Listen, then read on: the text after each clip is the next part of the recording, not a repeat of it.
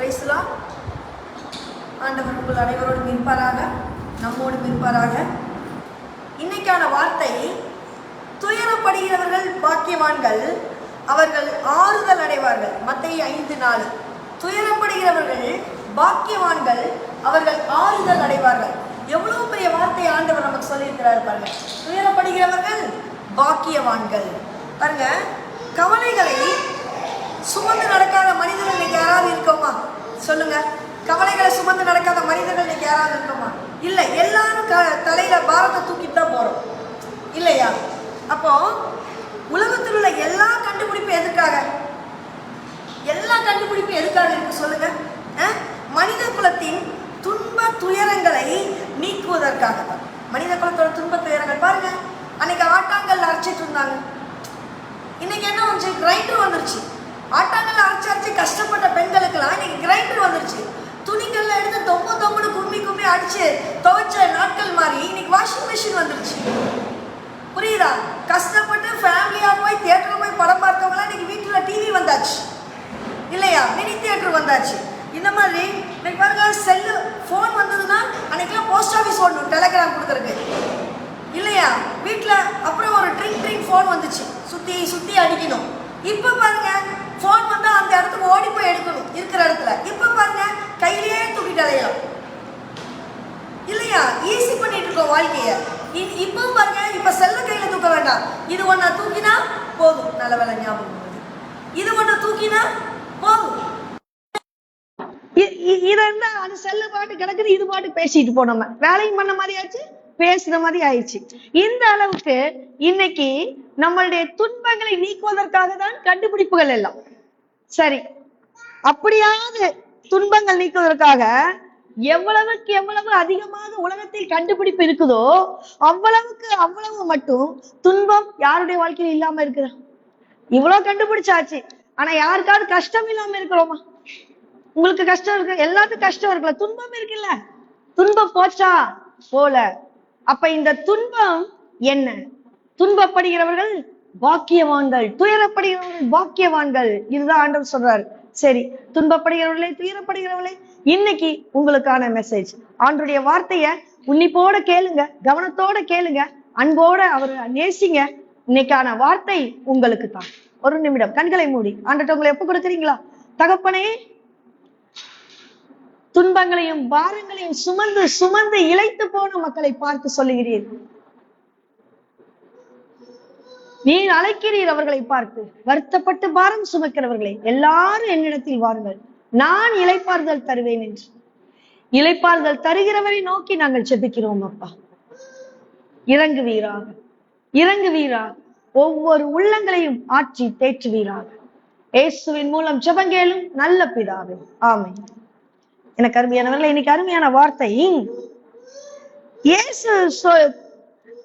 இயேசு சொல்லி கொடுக்கிறார். உங்களுக்கு என்ன தெரியுமா சொல்லி கொடுக்கிறாரு? உலகத்தில் உங்களுக்கு துன்பம் உண்டுன்னு சொல்லி கொடுக்கிறார். எல்லாம் போய் சொல்றாங்க, இல்லையா? ஆண்டு வந்துட்டா துன்பமே இல்லை, கஷ்டமே இல்லை, ஆசீர்வாதம். ஆண்டு சொல்றார் துன்பம் உண்டு. எதுல சொல்றார்? யோவான் 16:33. உலகத்தில் உங்களுக்கு உபத்திரவம் உண்டு, ஆனாலும் திடன் கொள்ளுங்கள். டேக் ஹார்ட், நான் உலகத்தை ஜெயித்தேன். துன்பம் இருக்கு, ஆனா நீங்க எப்படி இருக்கணும்? திடன் கொள்ளுங்கள், பயப்படாதீங்க. Take heart. புரியுதா? ரெண்டு விதமான தத்துவங்கள் உலகத்துல இருக்கு. முதல் தத்துவம் என்னன்னு பாத்தீங்கன்னா உலகத்தின் தத்துவம், இன்னொன்னு பாத்தீங்கன்னா இயேசு கிறிஸ்துவின் தத்துவம்.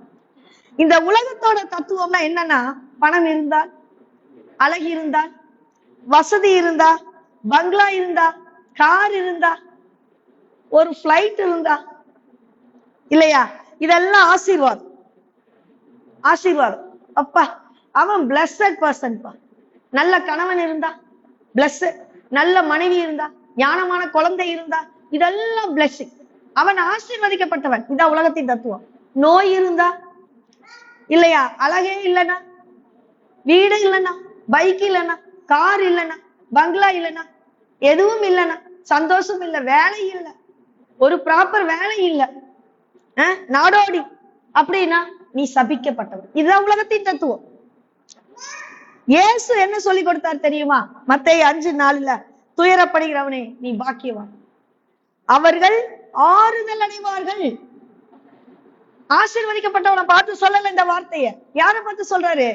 துயரப்படுகிறவனை பார்த்து, உங்களை என்னைய பார்த்து சொல்றாரு, ஆறுதல் அடைவமா. யாரால் ஆறுதல் பெறுவீர்கள்? இயேசுவால. இதை விட என்ன பெரிய வார்த்தை வேணும்? உண்மையை சொல்லணும்னா 99% மக்கள் இயேசு கிறிஸ்துவோட போதனைய ஃபாலோ பண்றது இல்லை. யாரோட போதனைய ஃபாலோ பண்றோம்? மூளையில பதிந்து போறதெல்லாம் எதோட ஃபார்ம்ல? உலகத்தின் தத்துவங்கள் இல்லையா? ஆசீர்வதிக்கப்பட்ட வேலை. அவங்க பாரு, அநியாயமா லஞ்சம் வாங்க, இப்படி வாழ்றான், அடிக்கிறான், கொள்ளையடிக்கிறான், சூப்பரா இருக்கா. இது உலகத்தின் தத்துவம். நான் பாரு நல்லா உண்மையா இருந்து இப்படி நாயா பேயா கஷ்டப்படுறேன், கையில் 5 ரூபா இருக்கும், நான் சபிக்கப்பட்டவன். இது உலகத்தின் பார்வை. ஆண்டவர் சொல்லல, துயரப்படுகிறவனே நீ பாக்கியவான், நீங்க பாக்கியவான். இன்னைக்கு காலையில கூட ஒரு சின்ன இதுல சொன்னேன், நட்டினவர், உன்னை நட்டினவர் கர்த்தர், யாரும் கொடுக்க முடியாது. நாம எப்படி சொல்றோம்? கடவுளால் ஆசீர்வாதம், கடவுளால எனக்கு ஆசீர்வாதம், கவர்மெண்ட் ஜாப் கிடைச்சிருச்சுப்பா, அது கடவுள் ஆசீர்வாதம். எனக்கு நல்ல மனைவி கிடைச்சிட்டாங்க, கடவுள் ஆசீர்வாதத்தால நான் ஒரு வீடு கட்டிட்டேன், கடவுள் ஆசீர்வாதத்துல எனக்கு 2 குழந்தை பிறந்துருச்சு, கடவுள் ஆசீர்வாதத்துல நான் ஒரு கார் வாங்கிட்டேன். யாராவது இப்படி சொல்றதுண்டா? கடவுள் ஆசீர்வாதத்துல எனக்கு கேன்சர் வந்துருச்சு, கடவுள் ஆசீர்வாதத்துல எனக்கு மரணம் வந்துருச்சு, கடவுள் ஆசீர்வாதத்துல எனக்கு எனக்கு என்னது என்னமோ ஒண்ணு இல்லையா, வேலை போயிடுச்சு கடவுள் ஆசீர்வாதத்துல, கடவுள் ஆசீர்வாதத்துல எனக்கு எல்லாம் போயிடுச்சு, கடவுள் ஆசீர்வாதத்துல எனக்கு நஷ்டம் வந்துருச்சு. யாராவது சொல்றதுமா? இப்படி சொல்றோமா? இந்த உலகத்துல எல்லாம் தப்பு தப்பாக சொல்லி வைக்கப்பட்டிருக்கு, தப்பு தப்பான போதனைகள். நல்ல காரியங்கள் எல்லாம் ஆசீர்வாதம், கெட்ட காரியம் எல்லாம் சாபம். இதுதான் தப்பான பிரீச்சி. இது இயேசு கிறிஸ்துவின் போதனைக்கு நேர்மாறானது. அவர் நமக்கு என்ன சொல்றாரு தெரியுமா? மத்தேயு 5:11-12 என் நிமித்தம் உங்களை நிந்தித்து துன்பப்படுத்தி பலவிதமான தீமையான மொழிகளையும் உங்கள் பேரில் பொய்யாய் சொல்வார்களானால் பாக்கியவான்களாய் இருப்பீர்கள். என் நிமித்தம் நீ சர்ச்சுக்கு போனதுனால்தான்டா உனக்கு இந்த பிரச்சனை. எத்தனை பேர் சொல்றாங்க, நீ ஆண்டவர் ஆண்டவர், நீ உனக்கு என்ன கிடைச்சது? நீ இன்னும் பிச்சைக்காரனா இருக்கிற, நீ கடவுள் பின்னால ஓடுனிய, நீ ஏசுக்கு போனிய, உனக்கு என்ன கிடைச்சது? நீ கஷ்டப்படுற பூமியில. அப்ப அவங்க எல்லாம் அப்படி சொல்லும் போது நீ வெட்கப்பட்டு போனாயானால், ஆமால நமக்கு என்ன கிடைச்சது? அவரை மறுதளிக்கிறான். அப்படி நீ மறுதளித்தாயானால் நீ பாக்கியவான் இல்லை. அவரின் மித்தம் நீ துன்பப்படுகிறாய், இந்த வார்த்தையிலே நீ பாக்கியவான் நினைச்சுக்கோ. புரியுதா? களி கூறுங்கள். அடுத்த வசனம் சொல்லு, சந்தோஷப்பட்டு களி கூறுங்கள். அவங்க உங்களை அப்படி சொல்றாங்களா? சபாஸ், நீ சாபம், நீ பாவம், சந்தோஷப்படும், களி கூறுங்கள். பைபிள் அதான் சொல்லுது, களி கூறுங்கள், பரலோகத்தில் உங்கள் பலன் மிகுதியா இருக்கும். பரலோகத்துல உங்களுடைய பலன் எப்படி இருக்கும்? அப்படி சூப்பரா இருக்குங்கிறார். துன்பத்தை பற்றிய வித்தியாசமான கண்ணோட்டத்தை இயேசு கிறிஸ்து கொடுத்தார். ஆண்டவர் தன்னை பின்தொடர்ந்து வருகிறவர்களை பார்த்து ஒரு அழைப்பை கொடுக்கிறார். என்னன்னு பாத்தீங்கன்னா, லூக்கா 9:23 பின்னும் அவர் எல்லாரையும் நோக்கி, அவன் என் பின்னே வர விரும்பினால் அவன் தன்னைத்தான் வெறுத்து என் சிலுவை எடுத்துட்டு பின்னால வரணும். எப்படி வெறுக்கணும்? உன்னையே நீ வெறுத்துரு. உனக்கு அது நடக்கல, இது நடக்கல, ஐயோ எனக்கு எனக்கு எனக்கு இப்படி வீடு இல்ல, எனக்கு காடு இல்ல, எனக்கு மேடு இல்ல, ஊர் இல்ல, பேர் இல்ல. நோ, உன்னைய நீ நினைக்காத. உன்னை வெறுத்துட்டு சிலுவை, நான் என்ன சிலுவை சுமந்தேன்? இந்த மக்களுக்காக, இந்த மக்களின் மீட்புக்காக, இந்த ஆன்மாவிற்காக. இந்த ஆன்மா கெட்டு போகுதே, இதற்காக நான் என் சிலுவையை தோளில் சுமந்தேன். நீயும் அப்படி சுமந்துட்டு என்னை பின்பற்றுவோம் சொல்றாரு. ஊழியம் என்பது அதுதான். இன்னைக்கு ஊழியங்கிறது வேறையா போயிடுச்சு. ஃபிளைட்டு வாங்க, காணிக்க வாங்க, டான்ஸ் ஆடினா, கூத்தடிச்சாலும் காணிக்க வாங்கிடணும். புரியுதா? டான்ஸ் அடிச்சு யங்ஸ்டர்ஸ் அட்ராக்ட் பண்ணினாலும் காணிக்க இருந்தாதான் நான் ஜெட்டு வாங்க முடியும், நான் ஃபிளைட் வாங்க முடியும், நான் உல்லாசமான கார்ல, ஒரு கார் இல்ல, 2 கார் இல்ல, எந்த சைட்ல கதவை திறந்தாலும் எனக்கு கார் வேணும்.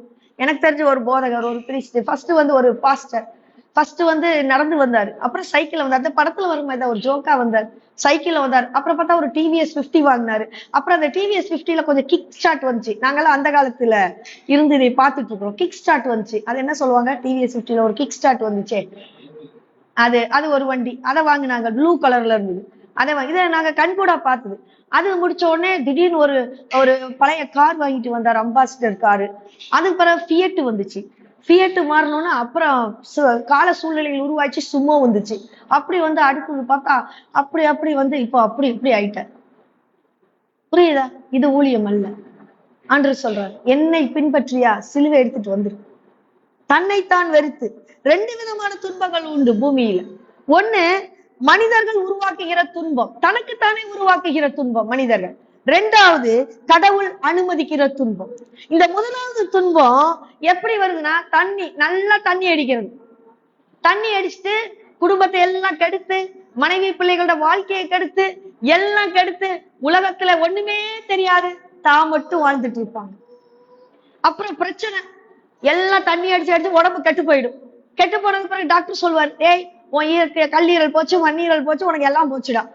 ஐயோ டாக்டர், எனக்கு ஒரு குழந்தை இருக்காங்க, நான் வாழணுமே, என் மனைவி என்னை நம்பி இருக்காங்க. அப்பதான் அறிவு வரும். ஆனா எல்லாம் முடிச்சு போயிடும். இப்ப அவனால் நடக்க முடியாது, படுத்த கொண்டாடிதான் பாவம். யோசிச்சு பாருங்க. இப்படி தனக்குத்தானே வரவழைத்துக்கிற துன்பம். நல்லா வாழணும், செமையா உலகத்துல காரு பங்களாவோட வாழணும். அதுக்கு என்ன பண்ணணும்? லஞ்சம் வாங்கணும். லஞ்சம் வாங்கணும். ஒரு நாள் எவனோ ஒருத்தர் போட்டுருவான், புடிச்சிட்டு போயிடுவாங்க. வேலை போச்சு, எல்லாம் போச்சு. இச்சையினால் வருகிற பாவம் மட்டும். இதெல்லாம் நம்ம சுய இச்சை, நம்மளுடைய கட்டுப்பாடுகள் நம்மளை விட்டு போகுது. இதெல்லாம் நமக்கு நாமே வரவழைச்சுக்கிற துன்பங்கள்.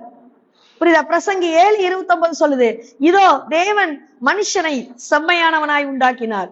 கடவுள் உன்னைய செம்மையாதான் படைச்சாரு, ஆனா அவர் தான் வருத்தப்படுறாரு. பாருங்க, ஆடை படைச்சிட்டு வருத்தப்படல, கோழியை படைச்சிட்டு வருத்தப்படல, மாடை படைச்சிட்டு வருத்தப்படல, பூமியை படைச்சிட்டு வருத்தப்படல, நிலாவை படைச்சிட்டு வருத்தப்படல, சூரியனை எதையும் படைச்சிட்டு அவர் வருத்தப்படல. ஏன் இந்த பூராவை படைச்சிட்டு கூட வருத்தப்படல, ஊர்வனை படைச்சிட்டு வருத்தப்படல. ஆனா இந்த 2 கால் உள்ள மனுஷனை படைச்சிட்டு ஆண்டு ஒரு மூச்சு விடுறாரு. என்ன, ஐயோ இந்த மனுஷனை படைச்சது எனக்கு ரொம்ப மனஸ்தாபமா இருக்குதுன்ட்டு. இந்த 2 கால் உள்ள மனுஷனை பார்த்துதான் கடவுளுக்கு மனஸ்தாபம் வருது. 4 கால் உள்ள நாயை படிச்சுட்டு கூட அவர் வருத்தப்படல. அதான் ஆண்டு சொல்றாரு, மனுஷனை செம்மையானவங்க படைச்சேன், அவர்களோ அநேக உபாய தந்திரங்களை தேடிக்கொண்டார்கள். இங்கிலீஷ்ல சர்ச் ஆஃப் மெனி ஸ்கீம்ஸ். நிறைய விஷயங்களை தேடி அவங்க என்ன பண்ணிட்டாங்க? லஞ்சம் வாங்குறது, ஆடம்பரம் அதிகம், இச்சைகள் எல்லாம் அவங்களே வரவழைச்சுக்கணும். நாம் பிரச்சனைகளை வருவித்துக் கொள்ளுகிறோம். அதனால் தான் யாக்கோபு 1:13-14 சொல்லுது, சோதிக்கப்படுகிற எவனும் நான் தேவனால் சோதிக்கப்படுகிறேன் என்று சொல்லாதிருப்பானாக. தேவன் பொல்லாங்கினால் சோதிக்கப்படுகிறவர் அல்ல, ஒருவரையும் அவர் சோதிக்கிறவரும் அல்ல. அவனவன் தன் சுய இச்சையினால இழுக்கப்பட்டு சிக்குண்டு, நீயே இழுத்துட்டு நீயே அதுக்குள்ள சிக்கிக்கிட்டு சோதிக்கப்படுறன்னு. அப்ப பிரச்சனை வந்தா மட்டும் என்ன சொல்றது? ஏன் இந்த ஆண்டவன் என்னையே சோதிக்கிறான், என் மேலேயே கண்ணு வச்சுட்டு இருக்கிறான், நான் இந்த சைட் போனாலும் என்னையே அடிக்கிறான், அப்படி போட மாட்டேங்கிறான் ஆண்டவன், இப்படி போட மாட்டேங்கிறான். வாய் மட்டும் வக்கனையா பேசுவோம், புரியுதா? ஆனா நம்ம சுயேச்செல்லாம் விழுந்திருக்கோம். கடனை இஷ்டத்துக்கு வாங்கிட்டு இந்த ஆண்டவன் எனக்கு ஏன் விடிவு காலமே தரமாட்டேங்கிறாங்கிறது. கடன் எப்படி வாங்கணும்? ஆடம்பரமா வாழ்றது இல்லையா? கடன் எதுக்கு வருது? தேவைக்கு வாங்குறது வேற. பாவம், படிக்க வைக்கிறதுக்கு, குழந்தைகளை படிக்க வைக்கிறதுக்கு நகை அடமானம் வைப்பாங்க. வீடு வாடகை எடுக்கணும்னா அட்வான்ஸ் வாங்குறதுக்கு அடமானம் வைப்பாங்க, கடன் வாங்குவாங்க. அந்த வட்டி குட்டி போட்டு, குட்டிய கட்டுறதுக்கே நம்மளுக்கு முடியாது, இனி வட்டி எங்க கட்டி அடுத்தது அசல் எங்க திருப்புறது? இப்படி இது தேவைக்கு. இந்த போராட்டத்தை நான் சொல்லல. ஆடம்பரங்கள், ஹோட்டல்ல போவாங்க, நல்லா சாப்பிடுவாங்க, 10,000 5,000 வெட்டுவாங்க, பெரிய வீடு வாடகைக்கு எடுப்பாங்க, நிறைய பணம் கொடுப்பாங்க வாடகைக்கு. அப்புறம் எல்லாம் ஆடம்பர இது, மத்தவங்க பார்வையில நான் ராஜா நான் ராணின்னு காட்டுவாங்க, நான் பெரிய நல்ல இது, மத்தவங்க பாருங்க இவங்க பெரிய பணக்காரங்க. ஆனா அவன் பூரா கடன் வாங்கி கடைசியா மூச்சு முட்டிட்டு நிக்கும் போது கடன்காரன் வருவான், பைனான்சியர் வருவான், ஏய் பணத்தை கொடு. இப்பதான் ஆண்டவரை நோக்குவாங்க, ஆண்டவரே இது உமக்கே அடுக்குமா, நியாயமா, தர்மமா, இவ்வளவு பணத்தை நான் எங்க அடைப்பேன், என்னை இப்படி மூச்சு முட்டை வச்சுட்டீங்களே, எப்படி ஆண்டவர் உதவி செய்வார்? அப்புறம் உள்ள எல்லா மனுஷன் எங்களுக்கு வேண்டிக்கோங்க, ஆண்டவர்கிட்ட வேண்டிக்கோங்க, எனக்கு ஆண்டவர்கிட்ட வேண்டிக்கோங்க, ஆண்டவர் என் ஜெபத்தை கேட்கட்டும். எப்படி கேட்பாரு? இதெல்லாம் நீங்களா இழுக்கப்பட்டு நீங்களே சிக்கிக்கிறது. ஆண்டவர் இல்ல, ஆண்டவர் உங்களை சோதிக்கல. மனிதன் உருவாக்குகிற துன்பங்கள் நிறைய உண்டு. சில நேரங்கள கடவுள் நமக்கு சில சோதனை அனுமதிக்கிறார். சரி, மனிதன் விடுங்க, கடவுள் இப்ப சோதனை அனுமதிக்கிறார். கடவுளுடைய சில திட்டங்கள் நிறைவேறுவதற்காக. இப்ப உங்க வாழ்க்கையில ஒரு திட்டம் இருக்கும், உங்க வாழ்க்கையில ஒரு திட்டம் இருக்கும், அது உங்க வாழ்க்கையில ஒரு திட்டம் இருக்கும், இது நிறைவேறுவதற்காக, புரியுதா? சில மனிதர்களுக்கு சில நேரங்களிலே துன்பங்களை அனுமதிக்கும். கஷ்டம் தான் வருது, அவருடைய திட்டம் நிறைவேறுவதற்காக. புரியுதா? இயேசு கிறிஸ்துவும் துன்பங்களை அனுபவித்தார். இயேசு கிறிஸ்துவ அனுபவிச்சாரா இல்லையா? பிறந்தது எங்க பிறந்தாரு? எத்தனை மைல் தூரம் நடந்து மரியாள் வந்தாங்க? மாட்டு தொழுவத்துல பிறந்தார். நம்ம வீட்டு குழந்தையாவது வீட்டு தொழுவத்துல பிறக்கணும், இவரு மாட்டு தொழுவத்துல பிறந்தாரு, பாவம். அப்புறம் பைபிள் சொல்லுது, நரிகளுக்கு பதுங்கும் குழிகள் உண்டு, வானத்து பறவைகளுக்கு கூடுகளும் உண்டு. இந்த மனுஷன் தெருவுல லோலோன்னு அலையினார். அலைஞ்சிருந்தாரா இல்லையா? அப்புறம் எல்லாரும் சொன்னாங்க, இவர் வேசிகளுக்கும் வரி வசூலிப்பவருக்கும் நண்பன். எல்லாரும் சொன்னாங்க. ஒரு சிலர் சொன்னாங்க, அவருக்குள்ள பேர்செபுல்ங்கிற பேய் இருக்குது, அதை வச்சுதான் எல்லாம் அதிசயம் பண்ணிட்டு இருக்கிறாரு. மக்கள் ஒவ்வொரு பிரசங்கம் முடியும் போது பொன்னாட போத்தி அவரை வரவேற்றாங்க. அவரையே எப்ப சிலுவையில் அறையலாம், தூக்கி போடலாம் சிலுவையில, எப்ப இவரை மரணத்துக்கு இட்டு செல்லலாம், இப்படிதானே நினைச்சாங்க மக்கள். அப்படிதானே நினைச்சாங்க மக்கள். கடைசியில சிலுவையில தொங்க விட்டு சாகுடிச்சுட்டாங்க. கரெக்டா? எல்லா துன்பம் துயரங்கள் இயேசு கிறிஸ்து தாங்குவதற்கு காரணம் என்ன? காரணம் என்ன? காரணம் மனித மீட்புக்காக, இறை அரசு வளருவதற்காக. புரியுதா? கடவுளின் சில நோக்கங்களும் சில திட்டங்களும் நிறைவேறுவதற்காக தன் ஒரே குமாரனை துன்பங்கள் தாங்க வேண்டிய சூழ்நிலை விண்ணக தந்தையிடமிருந்து அந்த துன்பம் வந்தது. அவருக்கு பிதாவிடமிருந்து வந்தது அந்த துன்பம். கடவுள் நமக்கென்று அனுமதிக்கின்ற துயரங்களை, நமக்கென்று அனுமதிக்கின்ற துன்பங்களை நாம் ஏற்றுக்கொள்ளும் போது அதில் ஒரு நிறைவு உண்டு, அதில் ஒரு சந்தோஷம் உண்டு. ஏசு ஏற்றுக்கிட்டாரு, அவரை தானே ஃபாலோ பண்றோம் இல்லையா? துன்பங்கள் தாங்கும் போது மகிழ்ச்சி, சிலுவை தூக்கும் போது என்னது? சந்தோஷம். காரணம் என்ன தெரியுமா? கடவுள் அனுமதிக்கிறார் என்று அறிந்து உணர்ந்து ஏற்றுக்கொள்கிற துன்பங்களுக்கு முணுமுணுப்பு இல்ல, புலம்பல் இல்ல, சந்தோஷம் இருக்கும், சமாதானம் இருக்கும். புரியுதா? கடவுள் யாருக்கு சோதனை அனுமதிக்கிறார்? அது வேணும் இல்ல? யாருக்கெல்லாம் சோதனை வருது? இந்த லொட்டு லொடுக்கு ஆளுகளுக்கெல்லாமா சோதனை தருவார் கடவுள்? யோசிங்க, யாருக்கு சோதனை வரப்படுது? ரொம்ப முக்கியம் அது. சாதாரண மனிதர்கள் நீங்களே எப்படி கொடுக்குறீங்க? உங்க பிள்ளையில ஒரு 10 வயசு பையன், ஒரு 8 வயசு பையன் புள்ள இருக்குதானா, இவனுக்கு இவனுக்கு ஒரு வெயிட் தூக்குறதுக்கு எவ்வளவு அளவு கொடுப்பீங்க? அவனுக்கு வெயிட் தூக்குறதுக்கு எவ்வளவு அளவு கொடுப்பீங்க? நீங்க தெரிஞ்சுதானே கொடுக்குறீங்க. சாதாரண தாய் தாப்ப உங்களுக்கே தெரியும் போது, இந்த பிள்ளைக்கு இவ்வளவுதான் வெயிட் கொடுக்கணும், இந்த பிள்ளைக்கு இவ்வளவுதான் வெயிட் கொடுக்கணும்னு உங்களுக்கு தெரியுது இல்ல? இவன் இந்த வேலையை செய்வா, இவன் இந்த வேலையை தான் செய்வான்னு தெரியுது இல்ல உங்களுக்கு? அது உங்களுக்கே தெரியும் போது பரம தகப்பன் உங்களுக்கு எவ்வளவு அளவு பாரம் கொடுக்கணும்னு அவருக்கு தெரியாதா? நீங்க எவ்வளவு கொடுத்தா தாங்குவீங்கன்னு அவருக்கு தெரியாது? யோசிச்சு பாருங்க. கரெக்ட் தானே? காரணம், இப்படியாக கடவுள் நமக்கு தருகின்ற ஒவ்வொரு துன்பமும் பை சான்ஸ் அல்ல, அது எதேச்சியா நடந்ததல்ல. இது எதேச்சியா நடந்ததல்ல. கடவுள் திட்டம் போட்டு அளந்து நமக்கு தருகின்ற துன்பங்கள் தான். திட்டம் போட்டு அளந்து தர்றாரு. இவங்களுக்கு இவ்வளவு அளவுதான் தரணும், இவங்களுக்கு இவ்வளவு அளவுதான் தரணும், உங்களுக்கு இவ்வளவு அளவுதான் தரணும். திட்டம் போட்டு அளந்து தர்றாரு. புரியுதா?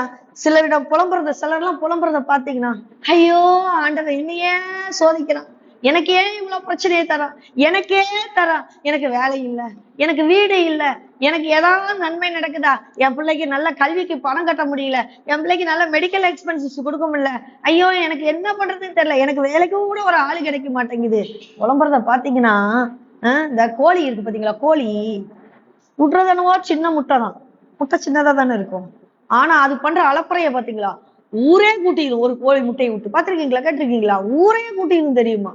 ஆனா அந்த வாத்து பாருங்க, விடுறது பெரிய முட்டை, ஆனா போடுற சத்தம் கேட்காது, போட்டதே தெரியாது, அமுக்கமா விட்டுட்டு போயிடும்.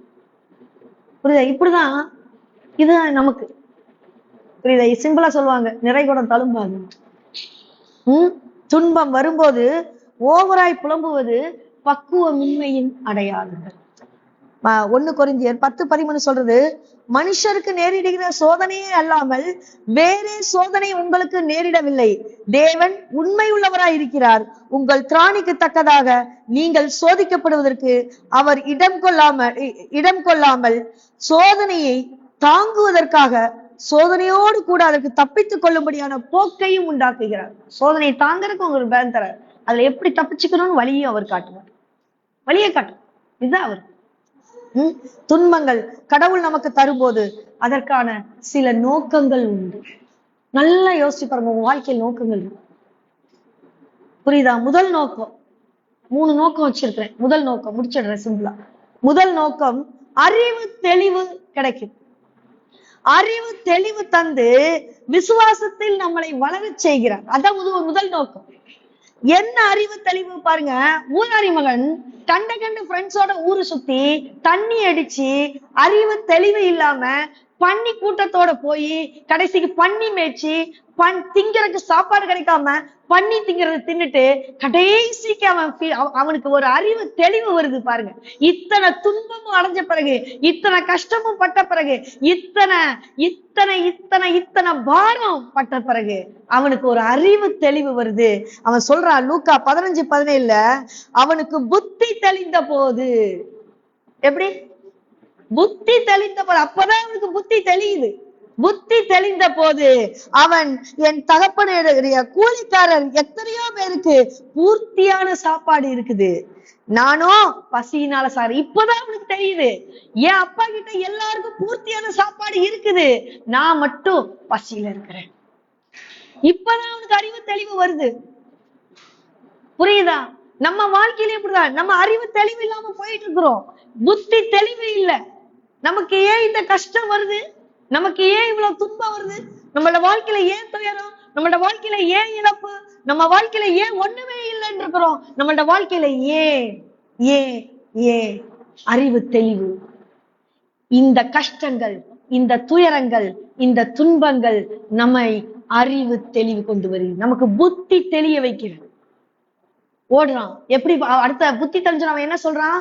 என் அப்பா கிட்ட எத்தனையோ பேர் நிறைவா சாப்பிடுறாங்க, நான் பசியில இருக்கேன். இப்பதான் அவனுக்கு தெரியுது, நான் ஏன் பசியில இருக்கிறேன், நான் ஏன் கஷ்டத்துல இருக்கேன், நான் ஏன் துன்பத்துல இருக்கேன், நான் ஏன் துயரத்துல இருக்கேன், நான் ஏன் பிச்சைக்காரனா இருக்கிறேன், நான் ஏன் இப்படி பசியினால் துவண்டு போயிருக்கிறேன். ஏன்னா நான் என் அப்பா கிட்ட இல்ல. புத்தி தெளிவு இப்பதான் அவனுக்கு வருது. நான் என் அப்பாவை விட்டு தள்ளி நிற்கிறேன், என் அப்பாவை விட்டு நான் ஓடி போய் விட்டேன், நான் என் அப்பாவை உதறி விட்டு வந்தேன், அதனாலதான் எனக்கு இந்த கஷ்டம். இப்ப அவனுக்கு புத்தி தெளியுது. புரியுதா? புத்தி தெளிவு. அன்பானவர்களே, சில துன்பங்கள், சில நெருக்கடிகள், சில சோதனைகள் நம்முடைய அன்றாட வாழ்க்கையில் சில தெளிவுகளை கொண்டு வருகிறது.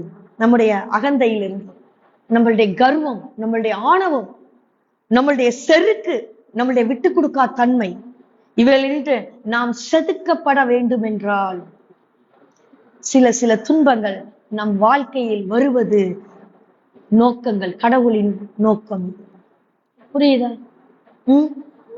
சங்கீதம் 119:71 சொல்லுது, நான் சங்கீதக்காரன் சொல்ற, தாவீது சொல்றாரு, நான் உபத்திரவப்பட்டது எனக்கு நல்லது. எப்படி பாருங்க, நான் கஷ்டப்பட்டது எனக்கு நல்லது, அதனால் உமது பிரமாணங்களை கற்றுக்கொள்ளுகிறேன். நீர் என்ன நினைக்கிறீர், உம்முடைய கட்டளைகள் என்ன, நீர் என்ன எனக்கு சொல்லியிருக்கிறீர், நீ எப்படி வாழணும்னு சொல்லியிருக்கிறீர், அதையெல்லாம் நான் ஸ்டெப் பை ஸ்டெப்பா கத்திட்டு இருக்கிறேன். ஆண்டவரே, நான் உபத்திரப்படுறது நல்லது. ஒருவேளை நான் உபத்திரவப்படல, இதெல்லாம் கத்திருக்க மாட்டேன் இல்ல, இதெல்லாம் தெரிஞ்சிருக்க மாட்டேன் இல்ல, உண்மை தேடி ஓடி வந்திருக்க மாட்டேன் இல்ல. அந்த ஊதாரி மகன் கஷ்டப்படலன்னா அப்பாவை தேடி வந்திருப்பானா சொல்லுங்க? அந்த கெட்ட ஃப்ரெண்ட்ஸோடயே ஓடிட்டு இருந்திருப்பான். வாழ்க்கையில கடைசியா சாத்தான் முழுசா நரகத்துக்கு இழுத்துட்டு போயிருப்பான். ஆனா அவன் கஷ்டப்பட்டது அங்கே நல்லது. அவனுக்கு அறிவு தெளிவு வந்தது. அறிவு தெளிவு வந்தோன்னே, நான் எப்பா விட்டு தள்ளி நிக்கிறேன், என் அப்பா விட்டு நான் தூரமா நிக்கிறேன். அப்பதான் அவனுக்கு புரியுது. இந்த அறிவு தெளிவு உங்களுக்கு வருவதற்காகத்தான், அந்த நோக்கத்திற்காக தான் ஆண்டவர் உங்களுக்கு துன்பங்களையும் துயரங்களையும் அனுமதிக்கிறார். 2வது நோக்கம், கனி தந்து திருச்சபை வளர்த்துவதற்காகத்தான். கனி தரணுங்கிறதுக்காக. ஆண்டவர் சொல்றாரு, நீ கனி தருவதற்காக நான் உன்னை வெட்டுவேன், நான் உன்னை செதுக்குவேன், நான் உன்னை சுத்தம் பண்ணுவேன். வலிக்கும், உனக்கு சந்தோஷமாவா இருக்கும்? வலிக்கும். ஆனா எதுக்காக? இதெல்லாம் நீ கனி தரணுங்கிறதுக்காக. யோவான் 15:2 சொல்லுது, என்னில் கனி கொடாததற்கும் இருக்கிற கொடி எதுவோ அதை அவர் அறுத்து போடுகிறார். அறுக்கும் போது வலிக்கும் இல்ல? எல்லாம் சாஃப்டா படிச்சு போறது மீனிங் இல்லாம அறுத்து போடுறாரு. கனி கொடுக்கிற கொடி எதுவோ அது அதிக கனிகளை கொடுக்கும்படிக்கு அதை சுத்தம் பண்ணுகிறார். கனி கொடுக்காத இதெல்லாம் அது தேவையில்லை, பிடிக்கி போட்டுறாரு. அதுக்கு ஒரு கஷ்டம் இல்ல.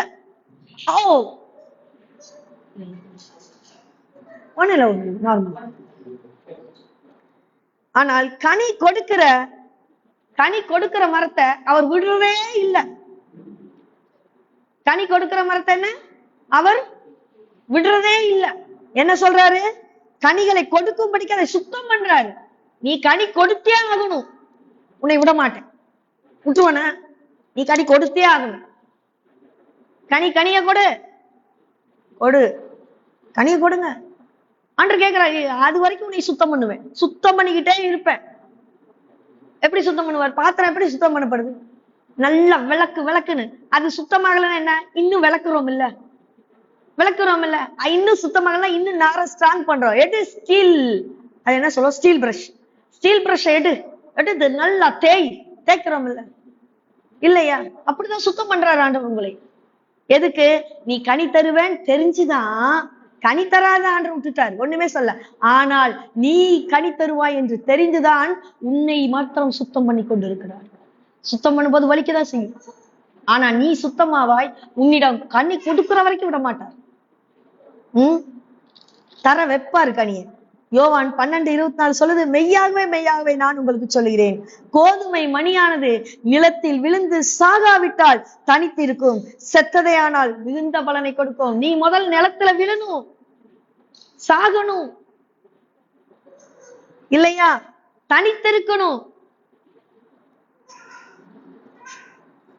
தனித்திருந்து செத்ததை ஆகில் மிகுந்த பலன். அப்பதான் மிகுந்த பலன். அப்ப உன்னை எப்படி பண்றாரு பாத்தீங்களா? உங்களை எப்படி பண்றாரு? கோதுமை, ஒரு சாதாரண கோதுமைக்கே இத்தனை தத்துவம் இருக்குது இல்லையா? அப்ப மனுஷனுக்கு தத்துவம் எல்லாமே இருக்கும், மனுஷனுக்கு பிரச்சனை எல்லாமே இருக்கும். கோதுமை நிலத்தில் விழணும், மடியனும், அப்பொழுதுதான் விளைச்சல் கிடைக்கும். துன்பங்கள் துயரங்கள் என்பது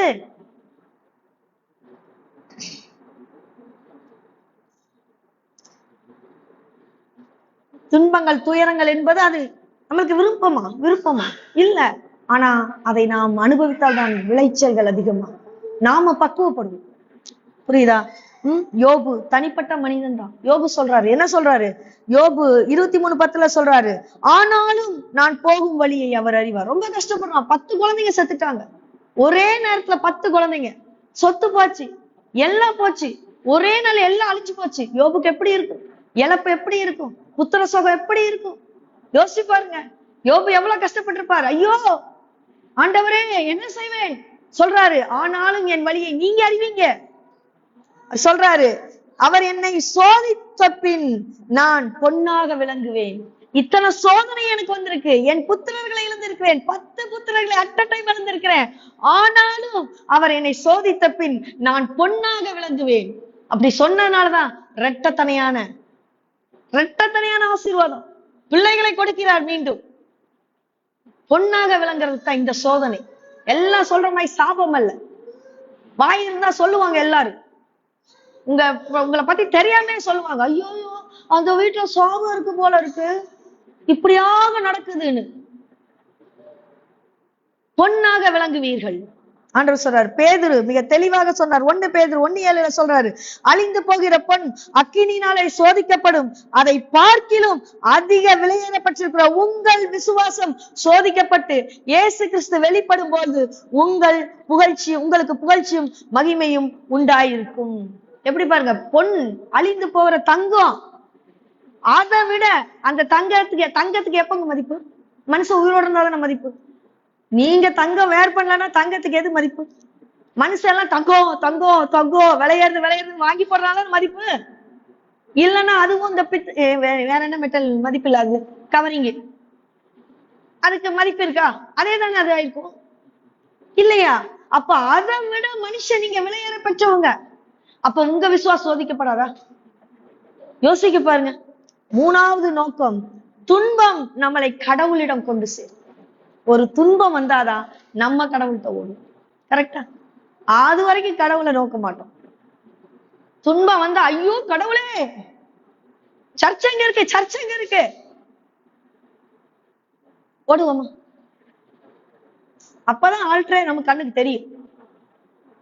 விண்ணக தந்தையின் மிக அருகாமையில் இருக்கிற நபர் யார் என்றால் இயேசு கிறிஸ்து. வலது பக்கம் இருக்கின்ற திருக்குமாரனாகிய இயேசு கிறிஸ்து. என்ன காரணம்னா, இயேசு கிறிஸ்துக்கு ஏன் வலது பக்கத்தில் உள்ள சீட்டு ஒதுக்கப்பட்டுச்சு, ஏன் கொடுக்கப்பட்டுச்சு சொல்லுங்க. பிலிப்பியர் 2:6-10 எடுத்து பாத்தீங்கன்னா, அவர் தேவனுடைய குமாரனா இருந்தும் அவர் எப்படி இருக்கிறார்னா, தேவனுக்கு சமமாய் இருப்பதை கொள்ளையாடின பொருளாக எண்ணாமல், அதாவது he considered equality, did not consider equality. தேவனுக்கு சமமா தானே நினைக்கல.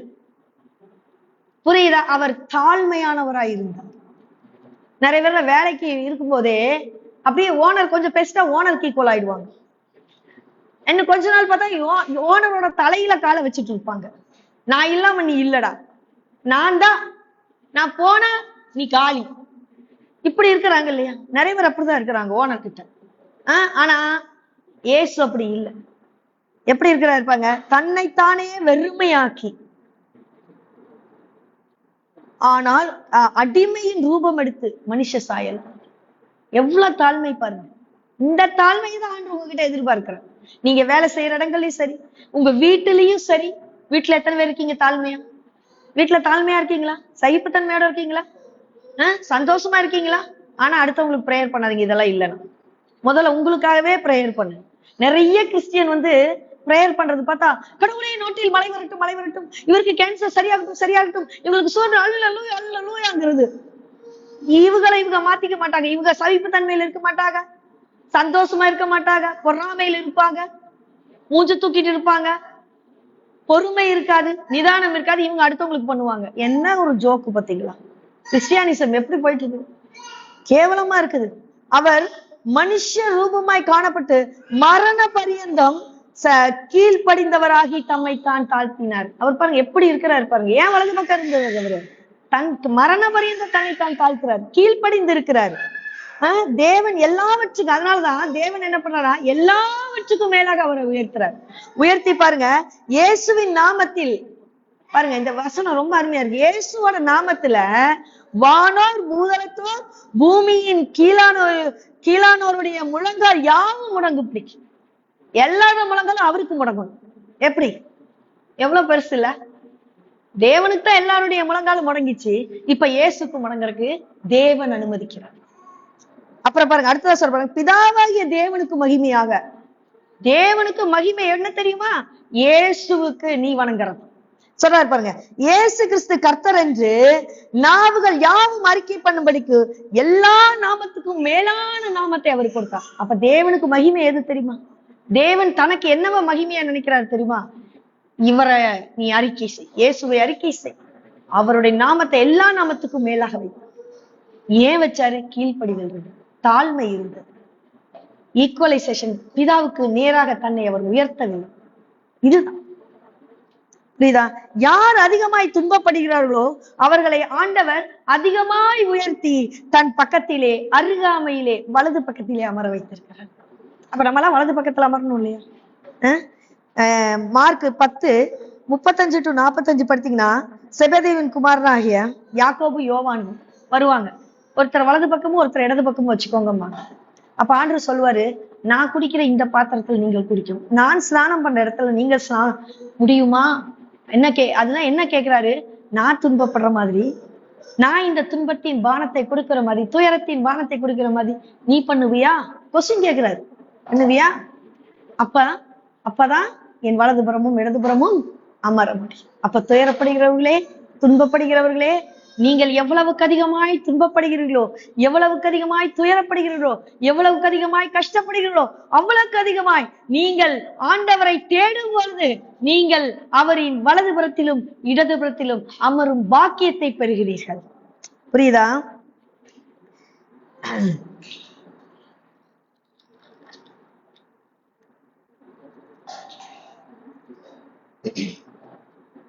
நிறைய பேர் பெரிய அறிவாளி நினைச்சுப்பாங்க. கடவுள் முன்னாலே உட்கார மாட்டாங்க. பிரச்சனை வரும். எல்லாம் நடக்கிறதா நடக்கும், தலையெழுத்துப்படிதான் நடக்கும், எல்லாம் அப்படிதான் இப்படிதான். பெரிய அறிவாளிகள் நம்ம தலையில இப்படிதான் எழுதியிருக்கிறார் கடவுள். இப்படிதான். கடவுள்கிட்டயே உட்கார மாட்டாங்க, ஜெபிக்கவே மாட்டாங்க, கேட்கவே மாட்டாங்க, தேடவே மாட்டாங்க. இந்த உலகத்தில் உள்ள துன்பம் அவங்க வாழ்நாள் முழுசா புலம்பிட்டே இருக்க வேண்டியது, எந்த நன்மையும் கிடைக்காது. ஆனா எவன் ஒருவன் கடவுளை தேடி ஓடுகிறானோ அவனுடைய வாழ்க்கையில் முன்னேற்றங்கள், அவனுடைய வாழ்க்கையில ஆசீர்வாதங்கள் ஆண்டவர் இவ்வுலகிலும் தருவார், அவ்வுலகிலும் தருவார். புரியுதா?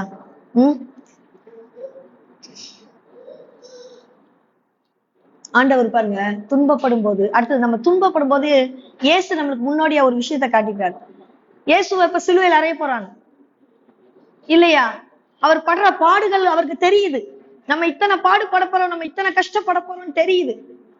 அவர் உடனே என்ன பண்றாரு தெரியுமா? தனித்து போகிறார், தன் தகப்பனை தேடி போகிறார் இல்லையா? எங்க போறாரு? கெத்செமனே தோட்டத்துல போறாரு. 2 சீஷர்களை கூட்டிட்டு வந்து அவங்களை வெளியே விட்டுட்டு இவர் உள்ள போறார். 3 சீஷர்களை கூட்டிட்டு வந்து வெளியே விட்டுட்டு இவர் உள்ள போறார். மணிக்கணக்கில் ஜெபிக்கிறார். தான் படப்போகிற பாடுகளை, துயரங்களை, துன்பங்களை நினைத்து நினைத்து கண்ணீர் விட்டு கதறி மணிக்கணக்கில் ஜெபிக்கிறார். ஒவ்வொரு மணி நேரமும் வெளியே வந்து பார்க்கிறார். தன்னோடு இருந்தவர்கள் சீடர்கள் தூங்கி கொண்டிருக்கிறார்கள். பேதுரு, யாக்கோபு, யோவான் 1 மணி நேரம் என்னோட வெளிச்சிருந்து எனக்காக ஜெபிக்க கூடாதா? மனுஷன் ஜெபிக்க மாட்டேங்கிறான். அவருடைய பாடுகளுக்காக அவர்தான் அங்கே ஜெபிக்கிறார். ரத்தம் அவர் ஜெபிக்கல அவருடைய ஸ்ட்ரெஸ்ல அவருடைய ரத்த நாளங்கள் எல்லாம் வெடித்து வேர்வையாய் வருகிறது. அந்த அளவுக்கு அவர் கண்ணீர் விடுறார், அந்த அளவுக்கு அவர் ஜெபிக்கிறார், அந்த அளவுக்கு அவர் தன் பிதாவிடம் தன் கண்ணீரை ஊற்றி விடுகிறார். எவன் ஒருவன் துன்பத்திலும் துயரத்திலும் தனித்திருந்து தன் தகப்பனாகிய தேவனை இயேசு கிறிஸ்துவை தேடி ஓடி அவர் பாதத்தில் விழுந்து அமர்ந்து கண்ணீர் விட்டு கதறி அழுது உங்களுடைய பாரத்தை அவருடைய பாதத்திலே வைக்கிறீர்களோ கட்டாயம் நீங்கள் ஒரு மேன்மையை காண்பீர்கள். புரியுதா? துன்பமும் துயரப்படுகிறவர்களே, நீங்கள் பாக்கியவான்கள், உங்களுக்கு ஆறுதல் தேவன் தருவார். ஆகையால் நீங்கள் கவலைப்படாதீர்கள். உங்களுடைய ஆறுதல் அவரிடம் உண்டு. சாபம் அல்ல, இது சாபம் அல்ல, இது பாவம் அல்ல. உங்களுடைய ஆறுதல் கர்த்தரிடத்தில் உண்டு. துன்பம் ஒருபோதும் நிலையற்றது. புரியுதா? ஆண்டவரை தேடுவோமா? 3 நோக்கங்களை பார்த்தோம். இந்த நோக்கங்களை சரியாய் உள்வாங்கிக் கொண்டு ஒவ்வொரு துன்பத்திலும் கஷ்டத்திலும் அவரையே தேடும். 1 நிமிடம் கண்களை மூடி ஆண்டவரை நோக்கி ஜெபிப்போம். தகப்பனே, எங்களோட வாழ்க்கையில எத்தனையோ கஷ்டங்கள், எத்தனையோ துன்பங்கள், எவ்வளவோ துயரங்கள், எத்தனை நஷ்டங்கள், எத்தனை கஷ்டங்கள், எத்தனை கடன் பிரச்சனைகள் ஆண்டவரே, எல்லாவற்றிலும் கதறி அலறதுக்கு ஒரு மடி உண்டு. என் தேவனுடைய மடி உண்டு, என் தகப்பனுடைய மடி உண்டு. கட்டாயம் உடைய பாதம் எனக்கு உண்டு. உடைய பாதத்தில் எத்தனை பேர் இப்பொழுது உள்ளம் உருகி, எத்தனை பேர் இப்பொழுது தகப்பனே என்று கதறி, எங்கள் வாழ்க்கையில் இழந்த இழப்புகள் அதிகமப்பா, நீர் அறிவீர் என்று உடைய பாதத்தில் கண்ணீர் துளிகளை விட்டு கதறி ஜெபிக்கிறார்கள். அத்தனை உள்ளங்களையும் நீர் ஆற்றி தேற்றுவீராக, ஆறுதல் படுத்துவீராக. ஏதோ துன்பப்படுகிறவன் துயரப்படுகிறவன் பாக்கியவான் என்று சொன்னீரே, ஏன் சொன்னீர் என்ற வார்த்தையை நான் அடிக்கடி யோசிப்பதுண்டு. ஏனென்றால் அவனை ஆறுதல் படுத்துகிறவர் நீர் அல்லவா. அது எவ்வளவு பெரிய பாக்கியம். வருத்தப்பட்டு பாரம் சுமக்கிறவர்கள் எல்லாரும் உம்மிடத்தில் வாருங்கன்னு கூப்பிட்டீங்களேப்பா. இது யார் கூப்பிடுவாங்க? அப்பா, இன்னைக்கு எங்க உள்ளத்துல உள்ள கடன் பிரச்சனை, பாரம் அமுத்துது ஆண்டவரே, பணப்பிரச்சனை, ஐயோ நெஞ்சு வெடிக்குது. எங்க உள்ளத்துல உள்ள இந்த பிரச்சனைகளோட எங்களுக்கு சந்தோஷம் தெரியல. எங்களுடைய வாழ்க்கை சூன்யமாகி கொண்டிருக்கிறது. எங்கள் பிள்ளைகளை எப்படி கரையேற்ற போகிறோம்? சம்பளமோ மிகவும் கம்மியா இருக்கிறது. அழுகிற உள்ளங்களை பாரும் ஆண்டவர், கதறுகிற உள்ளங்களை பாரும். தேவைகளை சந்தியும், தேவைகளை சந்திப்பீராக. உம்மையே அண்டி, உம்மையே தேவன் என்று நினைத்து, உம்மையே உம்மையே உம்மையே உம்முடைய பாதத்தை பிடித்துக் கொண்டிருக்கிற ஒவ்வொரு உள்ளங்களையும் நீர் ஆசீர்வதிப்பு, பலப்படுத்துவீரா, தேற்றுவீரா. இழந்து போனதற்கு பதிலாய் இரட்டத்தனையான ஆசீர்வாதத்தை தருவீர் என்று விசுவாசம். இயேசுவின் மூலம் ஜெபங்கேளு நல்ல பிதாவே, ஆமென். எனக்கு அருமையானவர்களே, go to YouTube Unshackled Ministry share பண்ணுங்க, டைப் பண்ணுங்க, லைக் பண்ணுங்க, ஷேர் பண்ணுங்க, சப்ஸ்கிரைப் பண்ணுங்க. God bless you.